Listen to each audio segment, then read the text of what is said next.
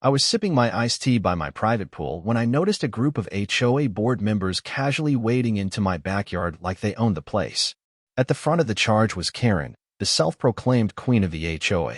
That's when I heard the words that made my blood boil. This pool belongs to the community now. For a second, I thought she was joking, maybe some weird HOA-themed prank. But no, Karen stood there, arms crossed, wearing that smug expression she always had when she made up rules out of thin air.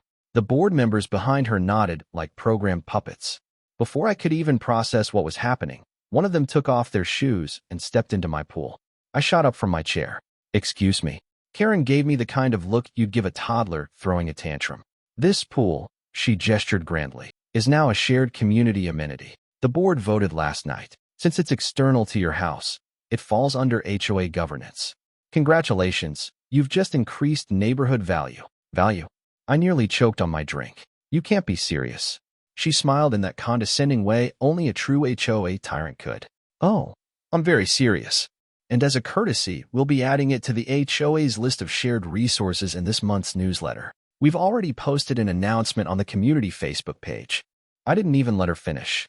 "No, absolutely not. This is my private property." Karen raised an eyebrow, looking around theatrically. "Well, that's debatable. You see, according to the HOA bylaws, anything visible from the street." I cut her off again. "My pool is behind a fence. It's not visible from anywhere except my own yard." She waved a dismissive hand. "Technicalities." I turned to the board members behind her. "Are you all okay with this? You're seriously going to try and steal my property?" A few of them shifted uncomfortably, but Karen's glare kept them in line. One of them, a guy named Bob, coughed and said, "The board voted unanimously." "Yeah, I bet they did," probably with Karen standing over them like a dictator. Before I could respond, two kids ran through the gate, my locked gate which was mysteriously open, and cannonballed straight into my pool.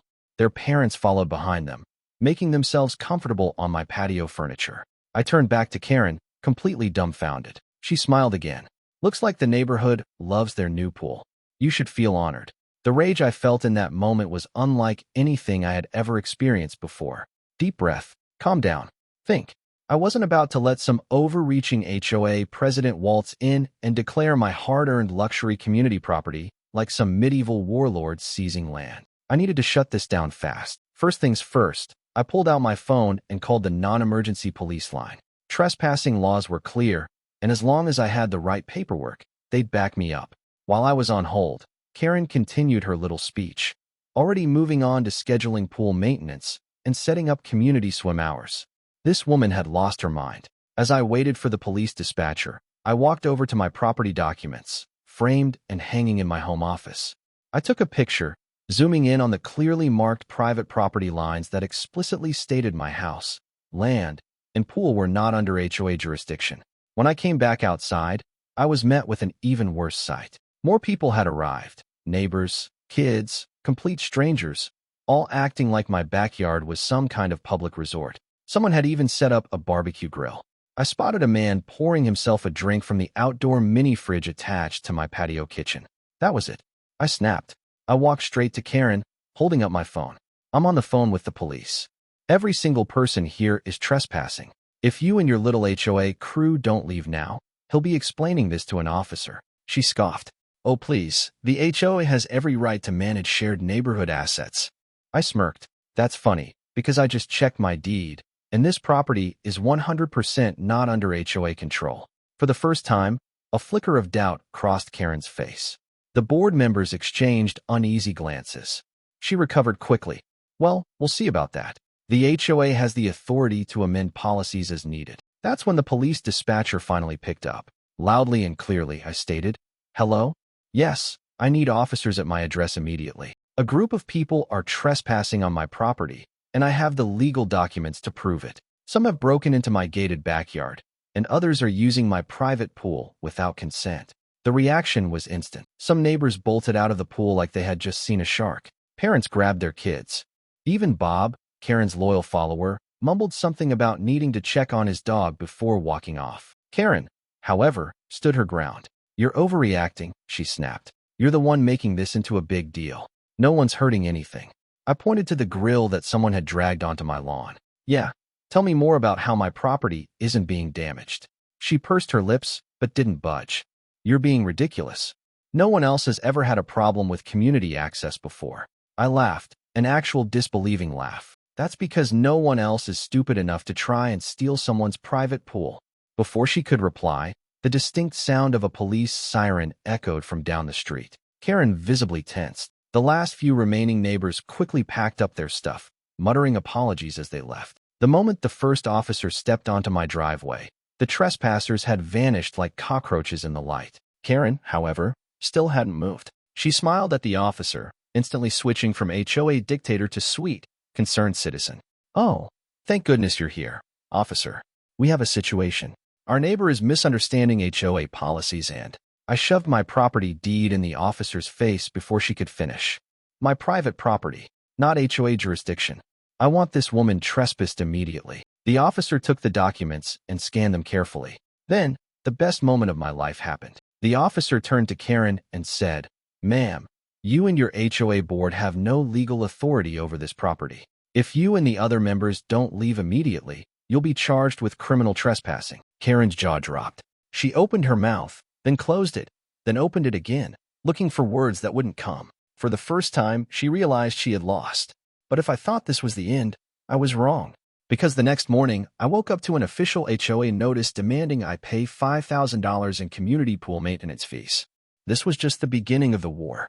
The HOA notice was stuck to my door like some kind of eviction letter. $5,000 community pool maintenance fee. Due immediately. I blinked. Surely this was a joke. But nope, there in small, smug print at the bottom was Karen's signature, followed by the phrase, "Failure to comply will result in additional fines and potential legal action." I clenched my jaw. She really thought she could intimidate me. Oh, it was on. The first thing I did was take a picture of the letter and email it to my lawyer. The second thing, I marched straight to the HOA office, which conveniently sat next to the community clubhouse Karen loved to treat like her personal palace. When I walked in, I wasn't surprised to see Karen sitting at her desk, looking like she had been expecting me. She even smiled. "Ah," she said, folding her hands. "I figured you'd come running." I tossed the letter onto her desk. "What the hell is this?" She barely glanced at it. "Standard policy. Community pools require maintenance. You opted to have one, so it's only fair you contribute." I let out a sharp laugh. "Contribute? It's my private property. You have nothing over it." She sighed, shaking her head like a disappointed teacher. "Look, I understand this is all new to you, but the HOA has full control over external property improvements." I smirked. "Funny, because I just spoke with the police yesterday, and they confirmed you have zero authority over my land." Her eye twitched, but she didn't miss a beat. "Laws can change. The board has the right to revise regulations as needed." I leaned in. "Oh, and how exactly does the HOA plan to enforce this completely illegal policy?" "Last I checked, you can't just vote to steal private property." Karen exhaled dramatically. "If you refuse to pay, the board will begin issuing daily fines." I crossed my arms. "Oh yeah? What exactly are you fining me for?" She picked up a folder and slid it toward me. "Unauthorized private pool usage," she read aloud. "Blocking community access." I grabbed the folder and skimmed the documents. It was all garbage, completely made-up violations. I looked up, leveling her with a glare. "You're bluffing," she smiled. "Or am I?" I had to give her credit. She was committed to the bit. But two could play this game. I turned around without another word and left, pulling out my phone. Time for a different approach. The first thing I did was install security cameras. Not just a few, everywhere. My fence, my yard, my pool, even pointed at the front of my house. If Karen or her little HOA goon stepped foot on my property again, I would have video proof. The second thing, I called my lawyer. "Hey, I just got a $5,000 fine for owning a pool." A pause, then, in the driest voice possible, "Is your HOA high?" "Feels like it," I replied. He sighed. "All right, send me everything. We'll draft a cease and desist letter immediately." Now, with my defenses set, all I had to do was wait. It didn't take long. The very next morning, I woke up to the sound of laughter. Confused, I stepped outside, only to nearly have a heart attack. HOA members were in my pool again. Not just one or two, half the damn board. Lawn chairs had been dragged onto my patio. People were drinking from my mini fridge. One guy, Bob, was floating on an inflatable donut. I stormed forward, already fuming. "Are you insane?"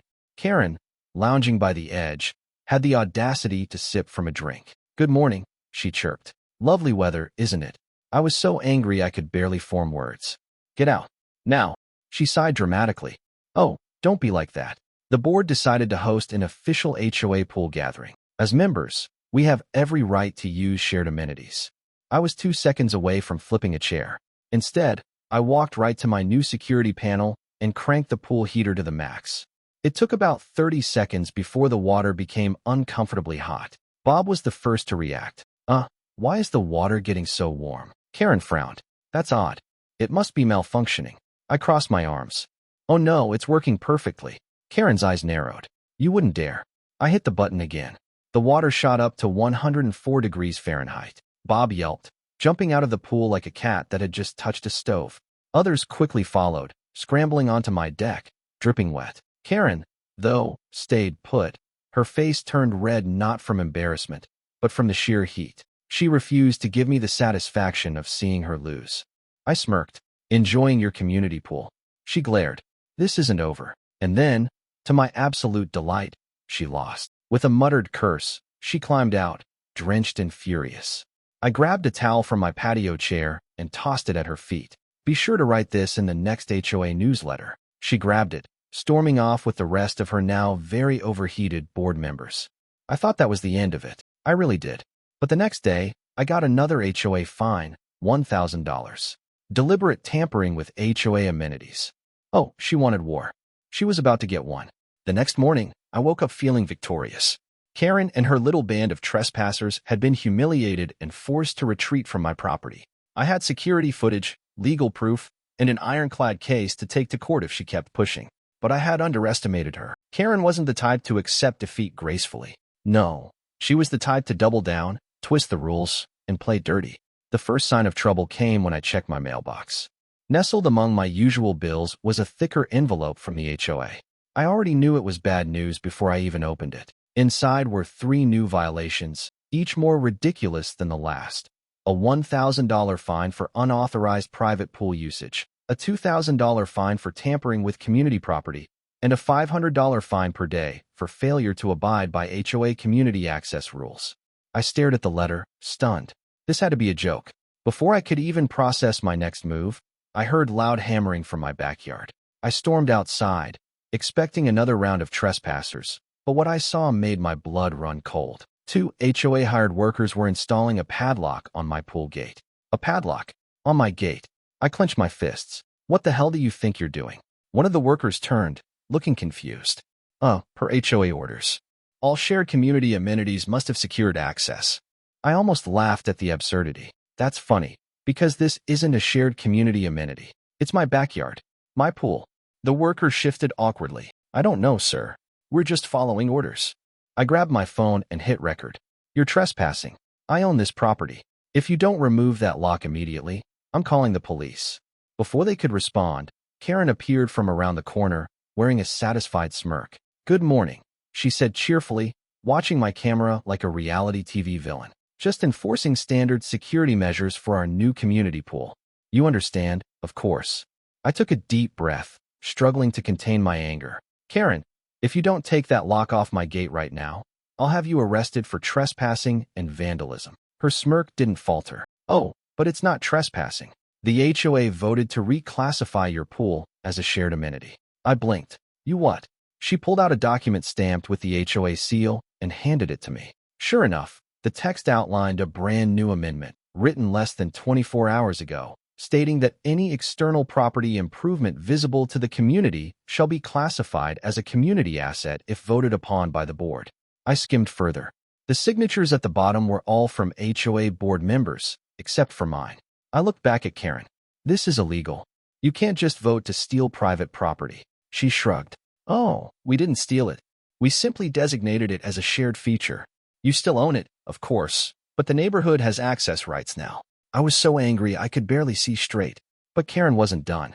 Oh, and just so you're aware, she continued, enjoying every second of this. Blocking community access will result in a $500 daily fine, and tampering with the HOA lock is an additional offense. I laughed, a full, disbelieving, borderline maniacal laugh. All right, I said, snapping my fingers. You want to play dirty? Let's play dirty. I pulled out my phone and called my lawyer on speaker. Hey, Alex, I need you to hear something, I said, holding the phone toward Karen. Can you repeat that last part about how you unilaterally declared my private property a shared community asset? Karen's smirk finally wavered. Now, let's not be hasty. Too late, I cut in. You just admitted on camera that you and the HOA altered regulations to seize control over a private residence. Congratulations, Karen, you just committed fraud. Her face drained of color. Alex, my lawyer, sighed through the phone. This is going to be fun. Send me everything. I'll draft a lawsuit for property theft, harassment, and illegal fines immediately. Karen tried to backpedal. Oh, I think there's been a misunderstanding. I held up a hand. Save it. You just destroyed your own HOA. Her lips pressed into a thin line. She knew she had messed up, but she wasn't done. Not yet. The next morning, I woke up to hell.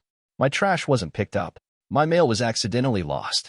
Every single car parked near my house was mysteriously ticketed. And worst of all, an HOA pool party sign was taped to my front door, inviting the entire neighborhood to a grand opening that weekend. Karen had just declared all-out war. But what she didn't realize was that I was about to win. Karen thought she had me cornered. The illegal fines, the community-wide announcement about my so-called shared pool, the blatant harassment she was throwing at me in a desperate attempt to break me. She had no idea who she was dealing with. The morning after her latest stunt, I woke up ready for war. I had a plan, one that would turn the entire neighborhood against her and obliterate her reign over the HOA. Step 1. Public exposure. I spent the next few hours compiling every piece of evidence I had. The fake violations, the trespassing footage, the recorded phone call where Karen outright admitted to illegally altering HOA policies. Then, I did what any sane person dealing with an insane HOA would do. I went public. I uploaded everything to the neighborhood Facebook group, the same one Karen used to spread her lies. Videos of HOA members breaking into my backyard, screenshots of fraudulent fines, a full breakdown of my property deed proving the HOA had no authority over my pool. And, just for fun, I included the footage of Karen smugly declaring my pool community property right before I turned up the heater and boiled them out. The post exploded. Neighbors who had been too afraid to speak out suddenly found their voices. Wait, the HOA isn't supposed to have access to private property, one neighbor commented. Karen tried to find me last year for painting my door blue. This woman has lost it, another wrote. And my personal favorite, is this why my taxes keep going up? Where is all this money even going? Karen must have seen the post, because within an hour, she deleted it from the group. But she wasn't fast enough. By then, it had already been screenshotted, shared, and re-uploaded by multiple people. Karen had officially lost control of the narrative. Step 2. Legal retaliation. My lawyer, Alex, worked faster than I expected. By that evening, we had an official lawsuit drafted against the HOA for illegal fines, harassment, trespassing, property damage, and, the cherry on top, Alex also contacted the local news station. A story like this, an HOA illegally seizing private property, harassing homeowners, and misusing funds? The media ate it up. By the next day, a news van was parked outside my house. A reporter knocked on my door, microphone in hand. We'd love to hear your side of the story. I smiled. Oh, trust me, you're going to love this. I sat down with them, walked them through everything, and even showed them the footage. By the time the segment aired that night, Karen's name was being dragged through the mud. Neighbors started asking where their HOA fees had been going. A few board members who had blindly followed Karen's lead suddenly started distancing themselves from her. Even Bob, her most loyal lapdog, posted in the Facebook group, "For the record, I never voted to take the pool. I just didn't say anything when Karen suggested it. My bad." Step 3. The final strike. With public support on my side, I took the nuclear option. I hosted a massive pool party for the entire neighborhood, except for HOA board members. I sent out invites, printed flyers, and even hired a DJ. When the day came, half the neighborhood showed up. People were drinking, grilling, swimming. It was everything Karen tried to turn my pool into, but on my terms. And the best part? Karen showed up. She stormed up to the gate, red-faced and fuming. "This is an unauthorized neighborhood event," she screeched. I took a sip of my drink. "Actually, it's a private party. See, I checked with a lawyer, and as long as I'm not charging admission, I can host whomever I want." She clenched her fists. "I demand entry. As HOA president, I have the right to." I held up a hand. "Nope, you don't have a right to anything. You're trespassing again." Then, for the final glorious moment, I pointed to the cameras, now live streaming directly into the Facebook group. Karen froze. Everyone was watching. She looked around, realizing she had lost. Then, with a strangled noise, she turned and stormed off. The next morning, her reign ended. The HOA board, facing lawsuits, community outrage, and a potential financial audit, held an emergency vote. Karen was removed as president. The fraudulent pool policy was overturned. The fines against me were wiped clean. As for Karen herself, she moved out of the neighborhood within a month. The HOA never messed with me again.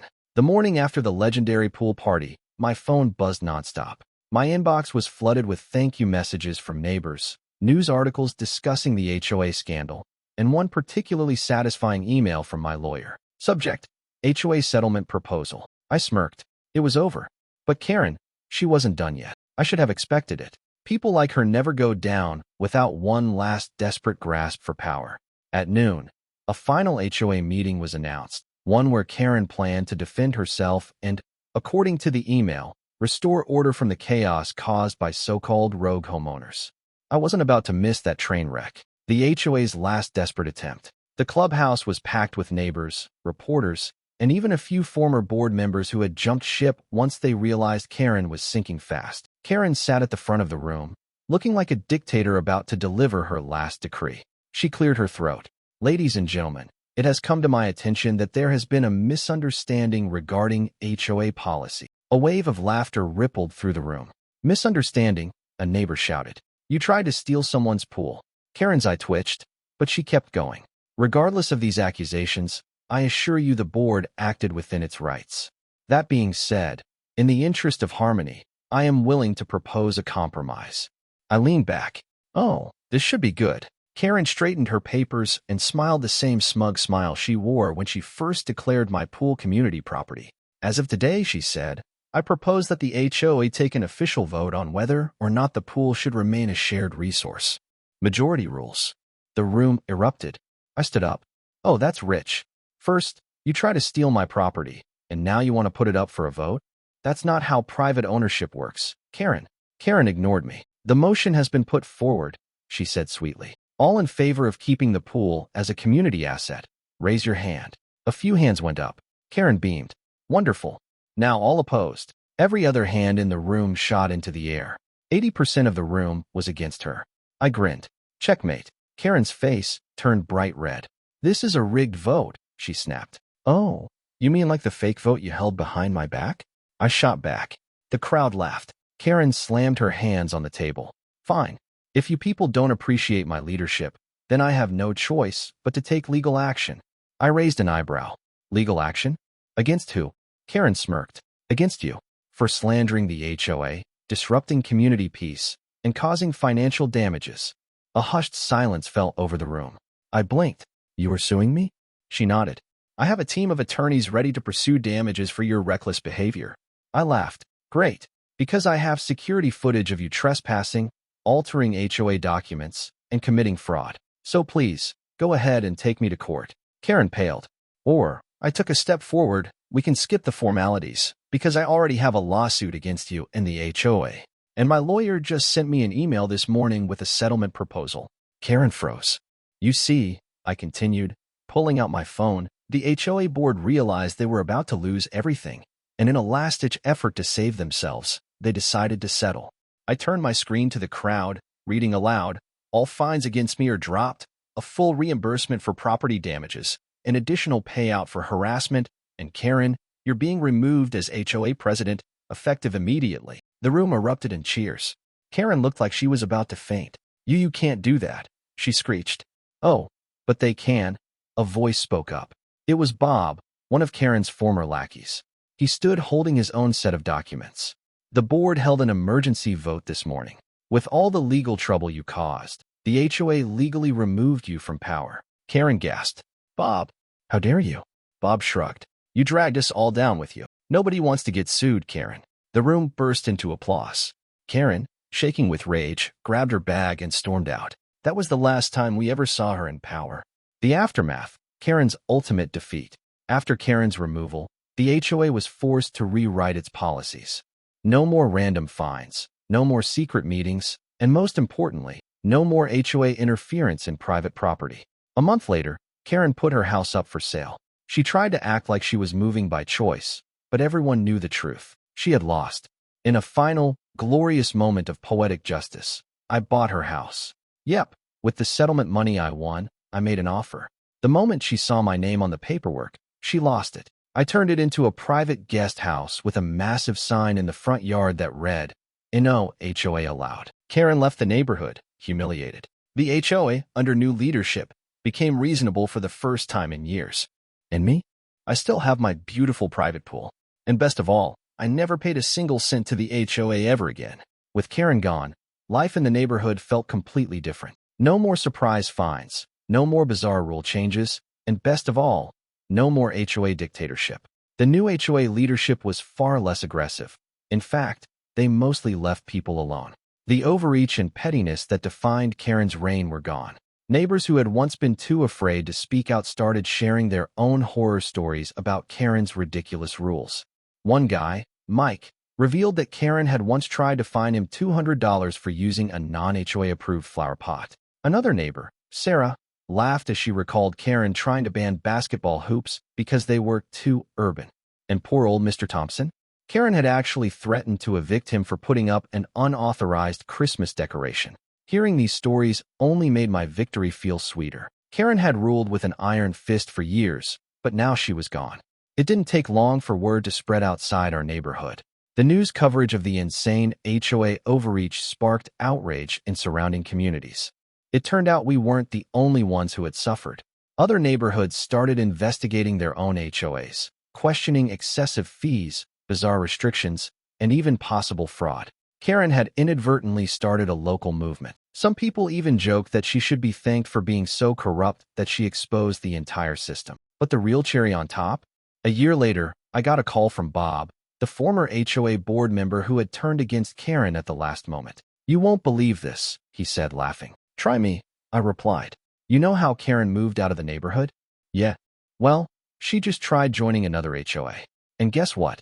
I raised an eyebrow. "What?" "The new HOA rejected her. They saw the news story, found out about her reputation, and told her, 'We don't want someone like you in our community.'" I nearly dropped my phone from laughter. After years of ruling with an iron fist, Karen had finally been denied entry into her own favorite kind of organization. With Karen gone, I decided to have a little fun. I threw one final celebration at my pool, a Karen-free party. I sent out personalized invitations to everyone in the neighborhood. The invitation had one rule printed in bold: no HOA board members from the Karen era allowed. People loved it. Mike brought a huge barbecue grill. Sarah brought a cake that said, "R.I.P. Karen's reign." Even Bob, the former HOA guy, showed up, now officially on my good side. And the best part? I made one final addition to my property, a new sign proudly displayed by my pool. "Private property. This pool is not HOA property. Trespassers will be boiled." Just a little reminder of that glorious day when I turned the heat up and sent Karen running. After everything I went through, I knew I wasn't alone. "HOAs can be absolute nightmares," I said, standing by the pool, addressing my guests and, indirectly, my future audience. If you've ever had to deal with an insane HOA, I want to hear about it. What's the craziest thing your HOA has ever done to you? People started sharing their stories, laughing, venting, and bonding over their shared suffering. And that's when I knew this story wasn't just about me. There were thousands of people out there dealing with power-hungry HOA Karens, insane fines, and ridiculous rules. That's why I tell my story, to let people know you can fight back, and you can win.